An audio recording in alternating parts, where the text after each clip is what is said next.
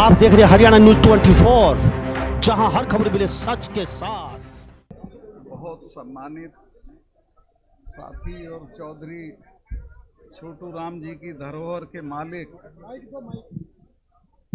चौधरी वीरेंद्र सिंह जी, चौधरी देवीलाल जी की धरोहर के मालिक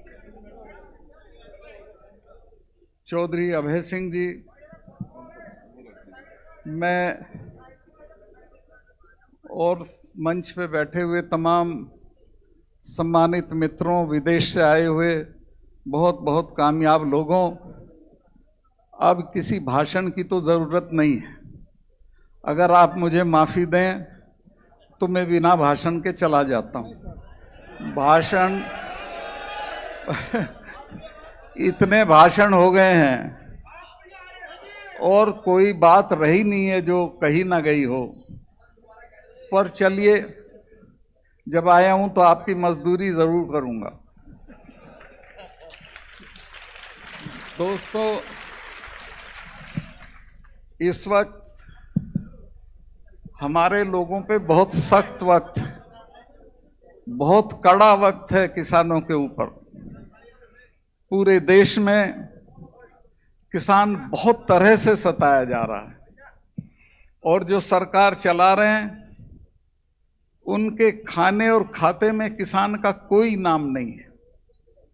जब ये 3 कानून आए और हमारे लोग जाके बैठ गए, वो मरने लगे, 600 लोग जब मर गए, तो फिर मेरे से रुका नहीं गया और मैं अपना इस्तीफा जेब में रख के मैंने सोचा कि लानत है ऐसे पद पे कि मैं उसे लिए बैठा रहूं और हमारे लोग दिल्ली की सीमाओं पे जलील होते रहे।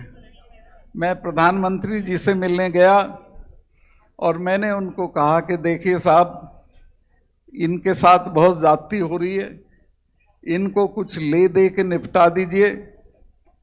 तो उन्होंने कहा चले जाएंगे, क्यों चिंता करते हो।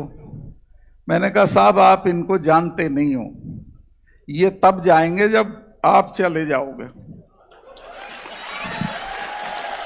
और बराड़ साहब, सिख भाइयों के लिए तो मैंने उनको बताया कि ये तो 300 साल तो भूलते नहीं हैं और किसी लड़ाई में इस तरह का समझौता नहीं करते हैं जैसा आप समझते हो। इनके तो गुरु महाराज के 4 साहबजादे शहीद हो गए थे, लेकिन समझौता नहीं किया था। और मैं आपको डराने नहीं आया, लेकिन मैं आपको सावधान करने आया हूं कि इनके साथ जाति मत करना। ये जब मिसेस गांधी ने ब्लू स्टार ऑपरेशन किया, उसके बाद 1 महीने तक अपने फार्म हाउस पे उन्होंने महामृत्युंजय का पाठ कराया। अरुण नेहरू मेरे अच्छे दोस्त थे, उनके भतीजे थे। उन्होंने कहा फूफी आप तो इसमें यकीन नहीं करती थी। तो उन्होंने कहा कि तुम जानते नहीं हो बेटा, जिसने भी इनका स्वर्ण मंदिर छुआ है वो जिंदा नहीं बचा, ये मुझे मारेंगे। उनको ये इल्हाम था और वही हुआ। फिर जनरल वैद्य मारा गया। तो मैंने कहा साहब, ये छेड़ने की चीज नहीं है, पहले इनके बारे में जानकारी कर लो, फिर आप तय करो क्या करना। और ये हमारे वाले, ये तो 6ठे महीने लाल किले पे जा चढ़ते थे, कभी आगरा में जा चढ़ते थे, कभी दरवाजे, कभी दरवाजा फाड़ लेते थे, कभी कब्र फाड़ देते थे। इनसे भी नहीं लड़ा जाता। तो इनको ले दे के निपटाओ तो आपके हक में रहेगी वो बात। खैर, उस दिन वो उनकी बात समझ में नहीं आई। कुछ दिन बाद आई, देर आए दुरुस्त आए। फिर उन्होंने वही किया जो मैं कह रहा था उनसे, और माफी मांग के कहा कि मैं माफी चाहता हूं और मैं इन 4 कानूनों को वापस लेता हूं। अभी एमएसपी का मामला रुका हुआ है और मैं यहां प्रेस हो तो उसके माध्यम से चेतावनी देना चाहता हूं सरकार को कि आंदोलन खत्म नहीं हुआ, धरना खत्म हुआ है। अगर एमएसपी का कानून नहीं बना तो बहुत भयानक लड़ाई देश में होगी किसानों की सरकार के साथ। और मेरे तो 4 महीने रह रहे हैं, मैं तो छोड़ के इसी में कूद पड़ूंगा। इस्तीफा मेरे हर वक्त साथ रहता है, वो मेरे लिए कोई बड़ी चीज नहीं है, क्योंकि मैं अपनी माँ के पेट से गवर्नर नहीं पैदा हुआ था, मैं तो लड़ते झगड़ते हो गया था। तो इस लड़ाई में, और मैं आपको वैसे भी वादा करता हूं कि रिटायर होने के फौरन बाद मैं किसानों की लड़ाई में पूरी ताकत से कूदूंगा और पूरा देश घूमूंगा। अब एक चीज मैं आपको और जानकारी दिलाना चाहता हूं, खासतौर से राजस्थान के लोगों को। आपको आपके हिस्से का पानी नहीं मिला है। मैं जब कश्मीर में था तो मुझे गडकरी जी का फोन गया कि सतपाल भाई, अमरिंदर मेरे पास बैठे हैं और ये कह रहे हैं कि आपके और पंजाब के बीच में कोई पानी का समझौता होना है जो 40 साल से नहीं हो रहा है, और उसका नतीजा ये है कि सारा पानी पाकिस्तान को जा रहा है। तो मैंने कहा उनको, अमरिंदर जी को, कि आप कल अपने मंत्री को भेज दें। उसने कहा कल तो नहीं, परसों मेरा मिनिस्टर आ जाएगा। और 40 साल से महबूबा और फारूक अब्दुल्ला उसको लटकाए हुए थे, इसलिए कि वो पानी वहीं जाता रहे जहां जाता था। मैंने 15 मिनट में समझौता करा दिया। इस बात पे अटकाया हुआ था कि कंट्रोल किसका हो। मैंने कहा किसी का कंट्रोल नहीं होगा, जॉइंट सुपरविजन होगा। दस्तखत हो गए, मिठाई बट गई, और आज आपको मैं बताना चाहता हूं कि उस समझौते, उस पे काम शुरू हो गया है। कंडी एक इलाका है जम्मू में, जो कंडी माने सूखा इलाका, उसमें 25,000 हेक्टर में सिंचाई होगी, 6,000 हेक्टर में पंजाब में होगी, और उसके बाद भी बहुत पानी बचेगा जो राजस्थान और हरियाणा को मिलेगा। मैं राजस्थान के लोगों से कहना चाहता हूं कि अपने नेताओं को कहें कि थोड़ा सावधान रहा करें और देख लिया करें कि तुम्हारे हिस्से की क्या चीज कहां बकाया है, उसको अपने यहां ले आएं। अब एक मुझे इन्होंने अभय सिंह जी ने एक याद दिलाई चीज, और वो है उसकी, नहीं, स्वामीनाथन। इसका कोई नाम नहीं जानता था स्वामीनाथन का। मैं बीजेपी का घोषणा पत्र जब लिखा जा रहा था तो मुझे जिम्मेवारी दी गई थी कि एग्रीकल्चर का सेक्शन मैं लिखूंगा। तो मैं जब वो लिखने लगा तो सबसे पहले मेरे जहन में आया कि मैं स्वामीनाथन कमेटी की सिफारिश लिखूं, लेकिन मुझे पता था कि बीजेपी कभी ये नहीं मानेगी। तो मैंने अपने यहाँ के थे, अजमेर के सांवरलाल जाट साहब को फोन किया, किसानों के बड़े मजबूत आदमी थे। मैंने कहा कि चौधरी साहब, ऐसी ऐसी सिचुएशन है, मेरा मन है कि मैं ये लिखूं, लेकिन ये तो लागू नहीं करेंगे। तो उन्होंने मुझे जवाब दिया कि मलिक साहब, ये कलम रोज नहीं मिलती है, आज मिली हुई है, इसको लिख दो, मनवा तो हम लेंगे। हमारे लोग सड़कों पे बैठ के मनवा लेंगे। और आप हैरत करोगे, वही हुआ। उसके बाद से आज तक जितने किसान आंदोलन छोटे बड़े हुए हैं, उन सब में स्वामीनाथन कमीशन की रिपोर्ट लागू करो, ये बात कही गई है, और ये किसी ना किसी दिन पक्की हो जाएगी। इसी तरह एमएसपी है। एमएसपी के बिना हमारा गुजारा नहीं है, और एमएसपी सरकार देना नहीं चाहती है। उसका कारण है, सरकार के जो दोस्त हैं, मैं अभी आ रहा था 20 दिन पहले गुवाहाटी आया, मैं वहाँ से, मेघालय से। वहाँ उस एयरपोर्ट पे एक लड़की बड़ी मॉडर्न मेरा स्वागत करते हुए मुझे मिली। मैं कहा आप कौन हैं? कि साहब मैं अडानी की तरफ से आई हूँ। मैं कहा अडानी का यहाँ क्या मतलब है? कि नहीं साहब, ये एयरपोर्ट अडानी को दे दिया गया। अब अडानी को एयरपोर्ट, उसको सारे जो हैं रेलवेज, शिपयार्ड, सब चीज़ें उसको जा रही हैं। तो ये जो चीज़ है, इसको कहीं रोकना पड़ेगा।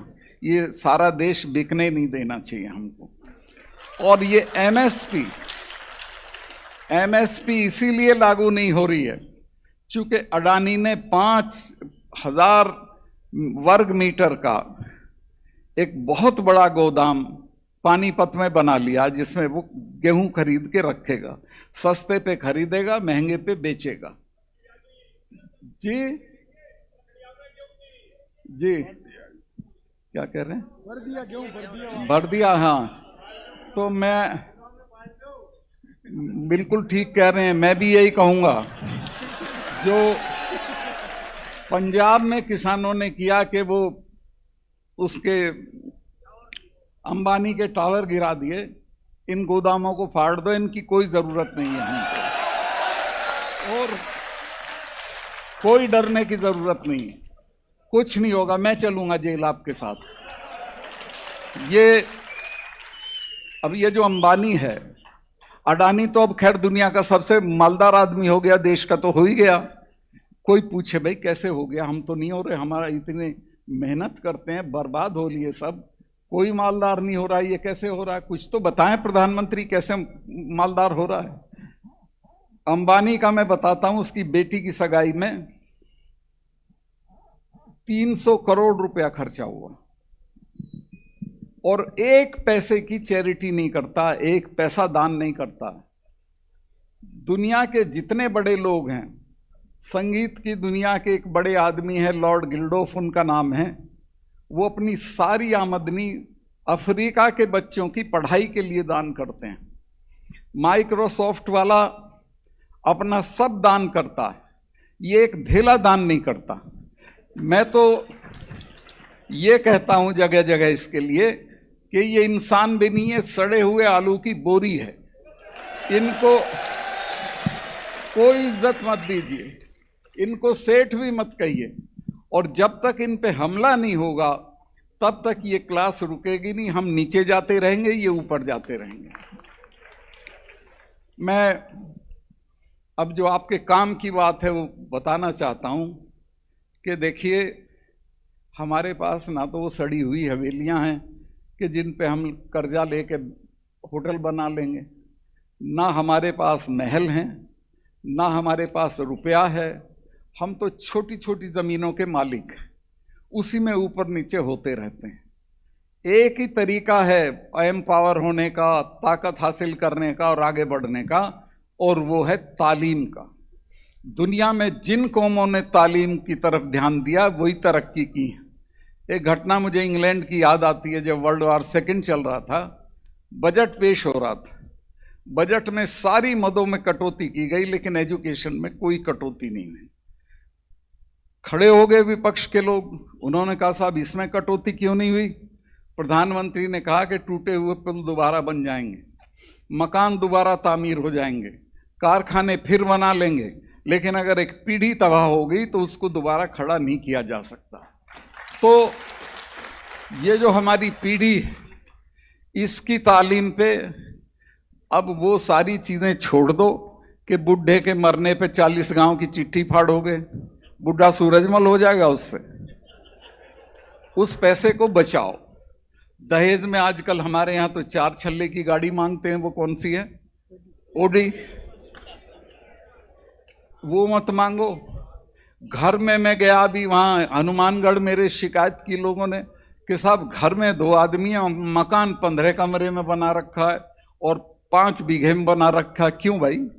मैं जब एमपी रह लिया था, एमएलए रह लिया था, मिनिस्टर रह लिया था, तब भी मैं दिल्ली में 2 कमरे के मकान में रहता था। जब मुझसे मिलके चौधरी लोग नीचे उतरते थे तो मेरा ड्राइवर बताता था कि साहब वो कह रहे हैं कि बताओ भाई, ये तो 2 कमरे के मकान में तो रह रहा है।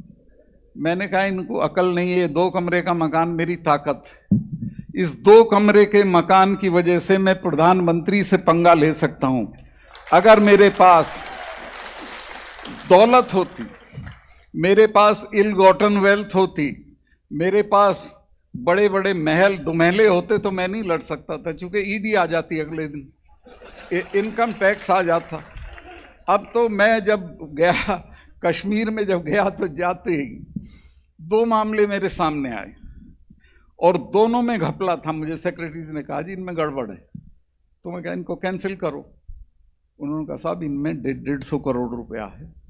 मैं कहा भाड़ में जाए, मैं तो 5 कुर्ते पजामे में आया हूं, ऐसा ही जाऊं। और मैं तीसरे दिन प्रधानमंत्री जी को मिलने गया।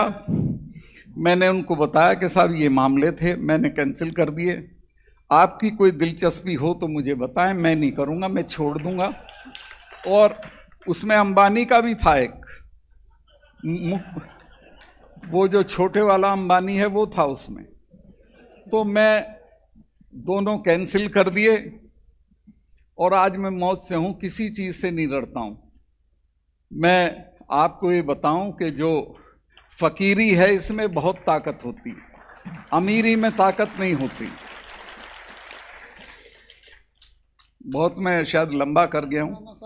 अच्छा आपको सुनना चाहते हैं साहब। जी चलिए। तो दूसरे वहां कश्मीर में जब ये 370 हटाने की बात आई तो रात को मुझे गृह मंत्री के यहाँ से आदेश आया कि कल एक चिट्ठी आपको भेजनी है। चूँकि वो असेंबली होती तो असेंबली की चिट्ठी जाती, चूँकि असेंबली थी नहीं, गवर्नर रूल था, तो मेरी चिट्ठी के आधार पे उसको हटना था। तो मैंने चीफ सेक्रेटरी को बुला कहा कि सुबह ये चिट्ठी मैंने ड्राफ्ट कर रखी थी कि सुबह ये चिट्ठी टाइप करा के मेरे साइन करा के दिल्ली भेज दो। उसने कहा साहब हटा रहे हो? मैं कहा जी हाँ हटा रहे हैं। कहने साहब 1000 आदमी मारना पड़ेगा। मैं कहा क्यों? कि यहाँ तो रिवाज है, यहाँ तो बुरहान वानी जब मरा था तो 150 आदमी तो उसके मरने पे मरे थे। थानों में घुस जाएंगे, हथियार लूट लेंगे, लोग हमला कर देंगे और पता नहीं क्या क्या अफरा तफरी होगी। मैंने कहा कुछ नहीं होने का, चिड़िया भी नहीं बोलने की। उसने कहा आपको कैसे ये भरोसा है? मैं कहा मैंने 4 महीने में एक ही काम किया है, मैंने इनमें सेंस ऑफ फैटिग डाल दी है कि 200 लड़के ले दुनिया में दूसरे नंबर की फौज से लड़के कुछ हासिल नहीं होगा, जो होगा बातचीत से होगा, कोई नहीं लड़ेगा। इन तीनों चीफ मिनिस्टरों को गिरफ्तार करना अगर कुत्ता भी भौंक ले, और वही हुआ, कुछ नहीं हुआ। और मैं आपसे ईमान से बता रहा हूं, मेरे 1 साल 2 महीने के टर्म में मुझे एक भी दिन गोली नहीं चलवानी पड़ी लोगों के ऊपर। मैंने पत्थरबाजी रुकवा दी, मैंने जो वो भर्ती थी नई वो रुकवाई, और लोगों को समझा दिया कि इसमें कुछ नहीं है।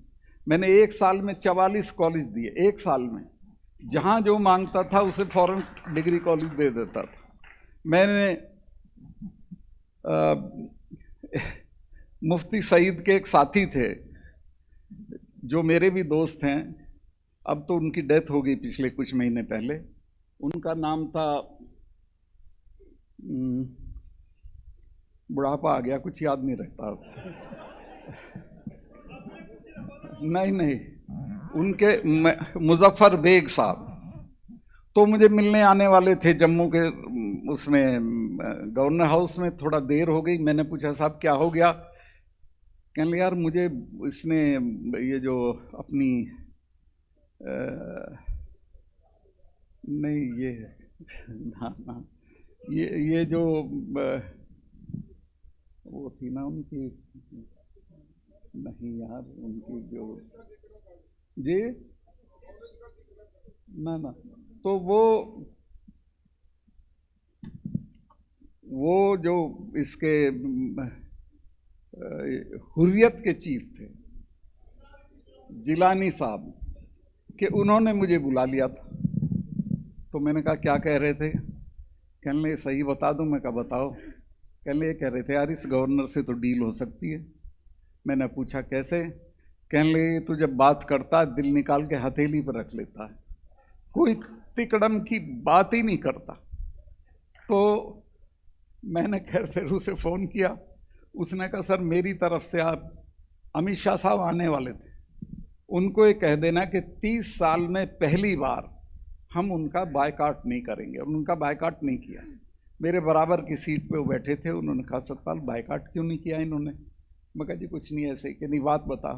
मैं कहा साहब इसलिए नहीं किया कि हम इनकी बेइज्जती नहीं करते, ये हमारी नहीं करते।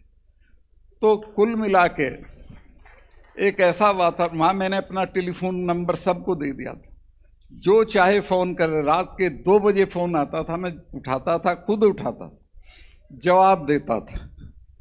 मैं व्हाट्सएप कॉल पे भी एक्ट करता था। एक बच्चे का व्हाट्सएप आ गया कि गवर्नर साहब मेरी बहन और मैं दोनों बोर्ड का इम्तहान दे रहे हैं लेकिन दोनों फेल हो जाएंगे। मैं क्यों? कह ले हमारे यहाँ बिजली नहीं है और लाइन हमारे यहाँ 1.5 किलोमीटर दूर है। मैंने अगले दिन वो जापानी एक जनरेटर होता है छोटा, वो भिजवाया, 6 बल्ब भिजवाए। तो उसने सारे कश्मीर में घुमा दिया व्हाट्सएप के, ऐसे ऐसे मेरे एक व्हाट्सएप पे ये हो गया। मैंने कहा बेटे यही नहीं हुआ, तू जरा सी तसल्ली कर, मैं 15 दिन में तेरे यहाँ लाइन खिंचवाऊंगा। मैंने बिजली वालों से कहा कि जो 1.5 किलोमीटर दूर लाइन है वहाँ से इसके घर तक लाइन खींच दो। उसके यहाँ लाइन खींच गई और जिस दिन आप यकीन करें, जिस दिन उसके यहाँ ट्रांसफार्मर लगाने के लिए बिजली वाले लेके गए तो 5-7 गांवों के लोग ढोल ढपड़े लेके उस ट्रांसफार्मर का स्वागत करने आए। तो कुल मिला के अगर आप ठीक से काम करें तो सब कुछ ठीक हो सकता है। अब तो वहाँ बात बहुत बिगड़ चुकी है, मैं उस पर कमेंट नहीं करूँगा, ना मेरा कहना ठीक है। मेरे रहते हुए कोई टेररिस्ट श्रीनगर में घुसने की हिम्मत नहीं करता, आता ही नहीं। अब तो वहाँ घुस के पुलिस के लोगों को मार रहे हैं, सीआरपी के लोगों को मार रहे हैं, कोई डर नहीं है किसी तरह का।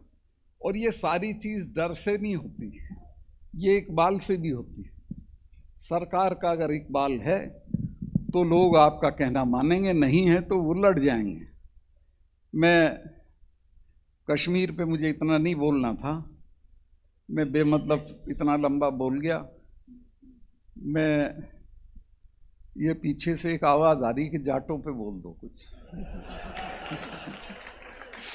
मैं जाटों पे, जाट तो इतने विद्वान लोग होते हैं, इन पे क्या बोल दूं।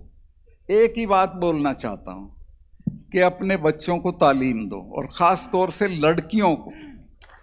मैं 4-5 जगह गवर्नर रहा हूं और सब जगह मैं कॉन्वोकेशन में जाता था। 30 मेडल होते थे तो 10 लड़कों के और 20 लड़कियों के होते थे। और मैं जगह जगह कहता था लड़कों को कि भाई कुछ शर्म कर लो, तुम तो खाना भी बनाना नहीं जानते। और अगर यही कुश्ती का मेडल लेंगी, यही मुक्केबाजी का मेडल लेंगी, यही पढ़ाई का मेडल लेंगी तो तुम क्या करोगे। लेकिन वो है, आपके यहाँ भी गड़बड़ है। छोटी उम्र बढ़ते ही नशा पकड़ लेते हैं, इससे बचाओ। लड़की से तो पूछते हो शाम को कहाँ गई थी, कहाँ से आ रही हो, इससे नहीं पूछते लड़के से कहाँ गया था और कहाँ से आ। इससे सख्ती के साथ पेश आइए और इसको सही रास्ते की तरफ ले जाइए। और ये बड़े घर बनाना, काज करना, दहेज देना, इस सब को छोड़ के इनकी पढ़ाई पे खर्चा करिए। इनकी पढ़ाई पे खर्चा करोगे तो आपकी नई पीढ़ी खड़ी हो जाएगी और आप बहुत दूर तक जाओगे। मैं कह रहा हूँ आप पे कुछ नहीं है, सिर्फ यही एक रास्ता है जिससे आप आगे बढ़ सकते हो। मैं बहुत लंबा कर गया।